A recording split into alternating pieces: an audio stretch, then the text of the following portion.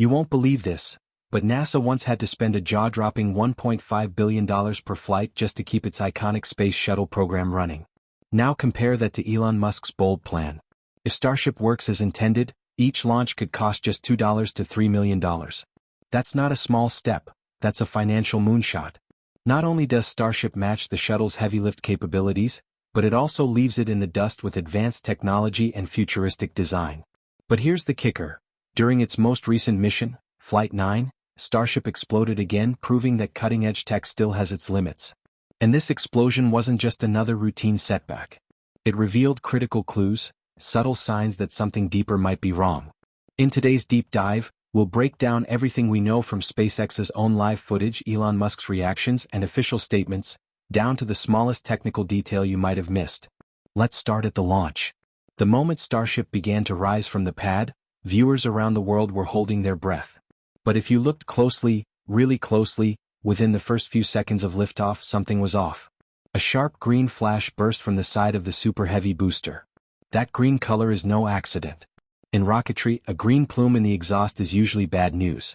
It often means there's copper burning, possibly from internal engine parts like the nozzle or combustion chamber. And that only happens when something's gone wrong inside the engine.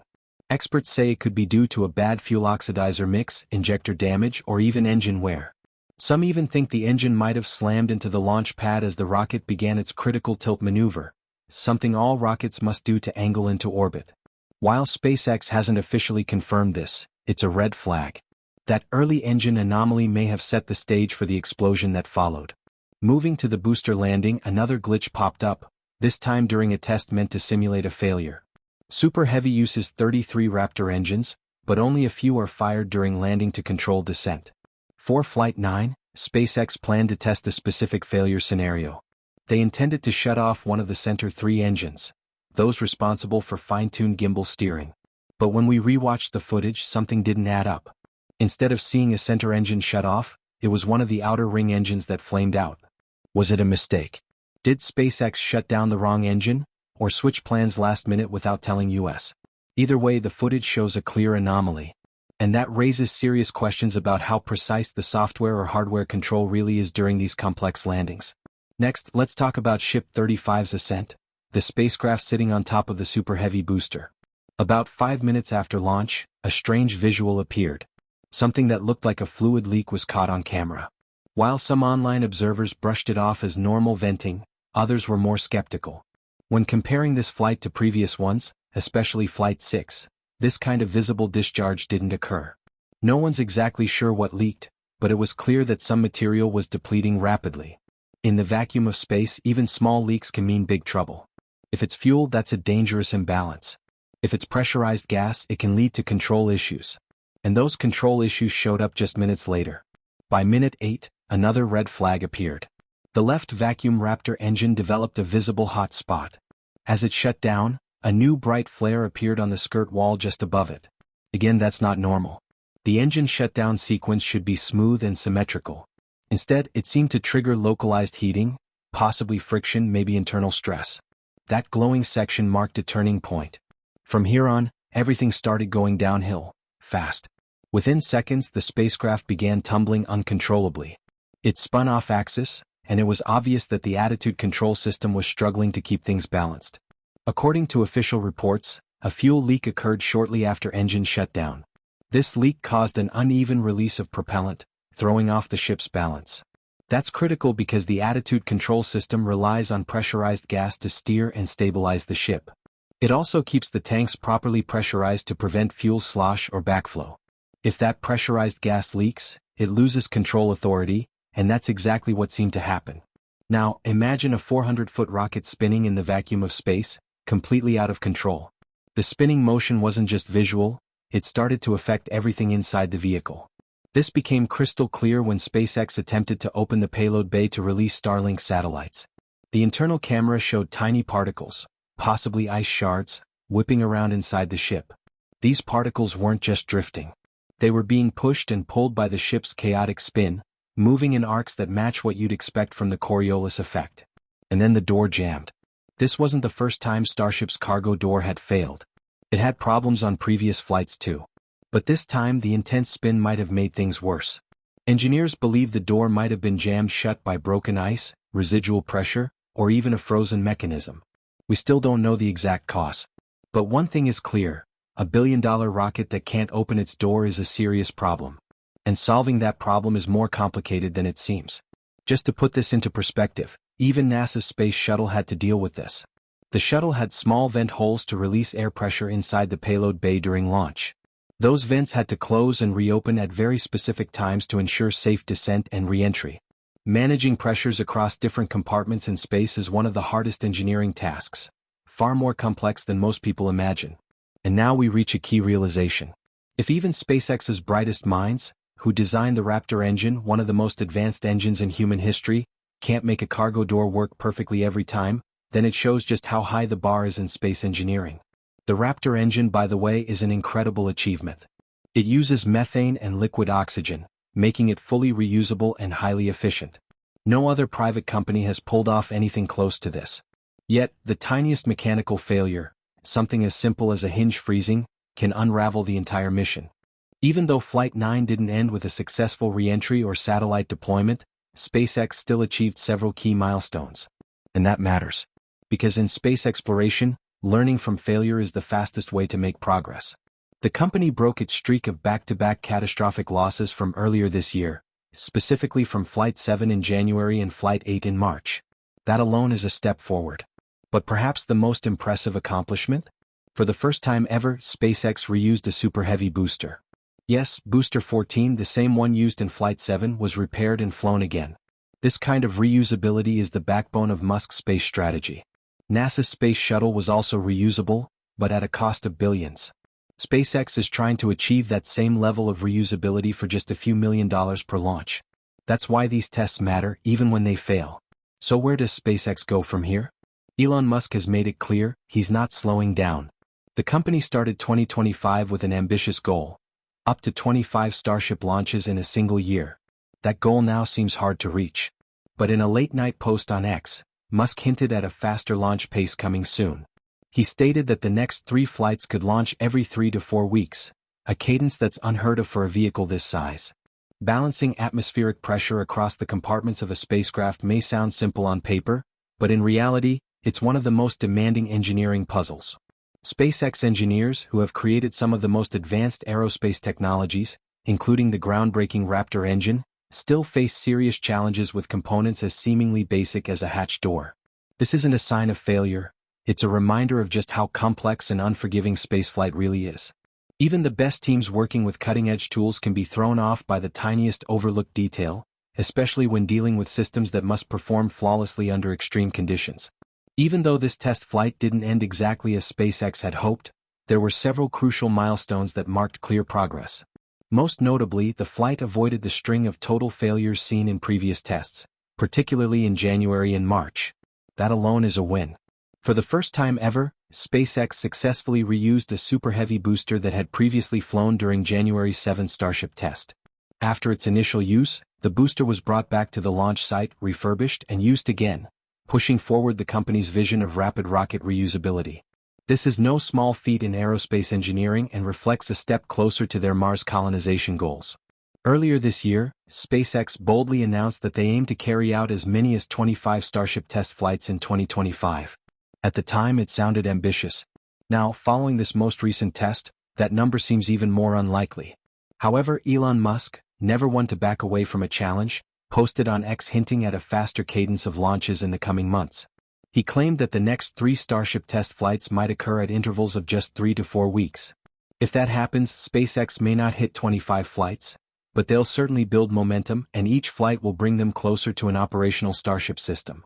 Looking ahead, SpaceX is preparing to transition into a more advanced version of the Starship system, known as Block 3 or third-generation Starship. This upcoming model will introduce a number of design upgrades and performance enhancements. Still, the timeline for when these new versions will fly remains uncertain. Much depends on how quickly SpaceX engineers can pinpoint and fix the issues that caused the booster explosion and upper stage anomaly in Tuesday's test. Progress is happening fast, but as always, safety and precision are paramount. The Starship meant for the next launch has already completed cryogenic testing, one of the final steps before a launch vehicle is cleared for flight. On April 27, SpaceX finished cryogenic proof testing on the next Starship prototype. Historically, SpaceX tends to schedule the launch between 6 weeks and 3 months after such testing is completed. That means, depending on how smoothly things go, we could be seeing the next test as soon as early summer. Of course, several variables are still in play. A spokesperson from the Federal Aviation Administration confirmed that the agency is working closely with SpaceX to evaluate Tuesday's launch, though it's not yet known whether a formal accident investigation will be required. If one is, that could mean additional delays in the flight schedule.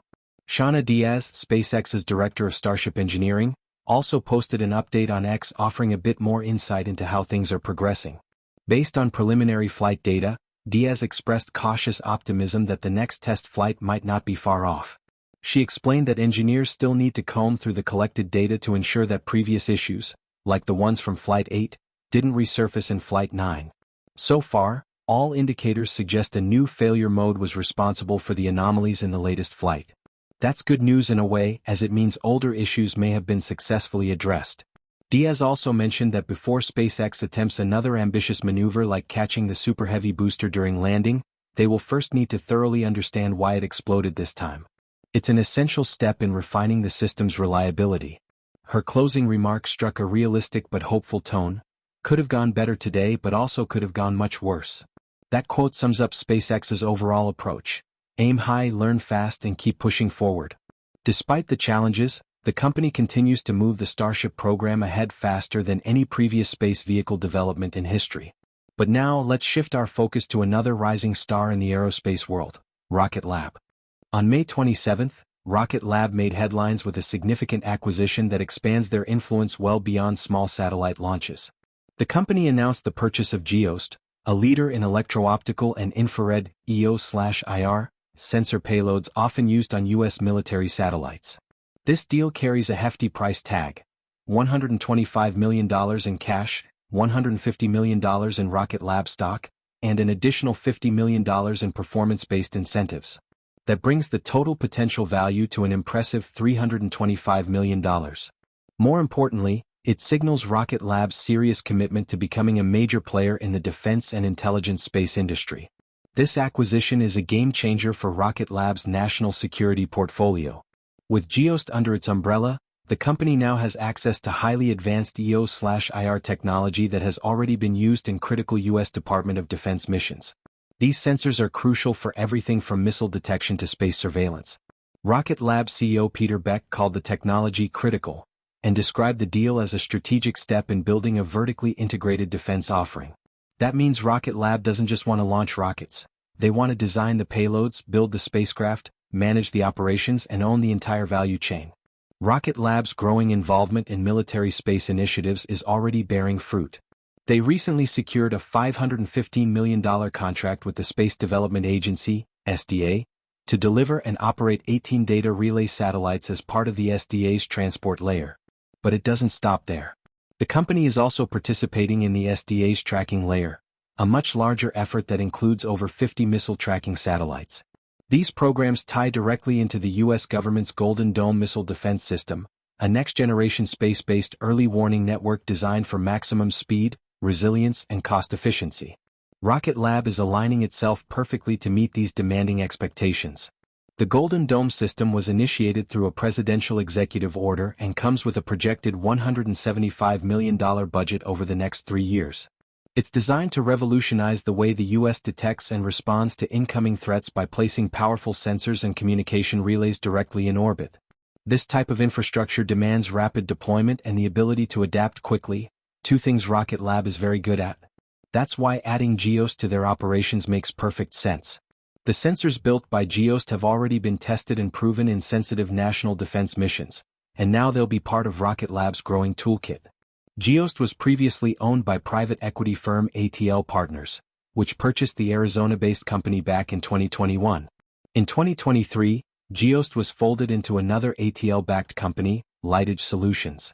After the acquisition by Rocket Lab, ATL will reorganize its remaining assets, including Trident Systems and OIR Corporation, into a new business unit called Trident Solutions. Meanwhile, Geost's team of 115 experienced employees will become part of Rocket Lab's fast-expanding workforce. This team will contribute to Rocket Lab's engineering capabilities across multiple global locations, including California, Virginia, Colorado, Maryland, New Mexico, Toronto, New Zealand, and now Arizona. The acquisition of Geost aligns with Rocket Lab's broader strategy to bring more technology development in-house. Instead of relying on outside suppliers, they aim to control every part of the space value chain.